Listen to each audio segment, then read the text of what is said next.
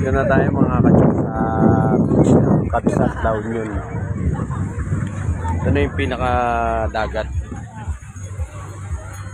Daming tao dito mga kachok.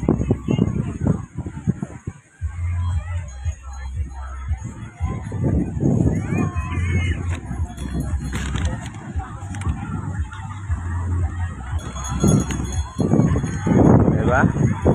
Dami. Si Kuya Lifeguard nandun sa taas.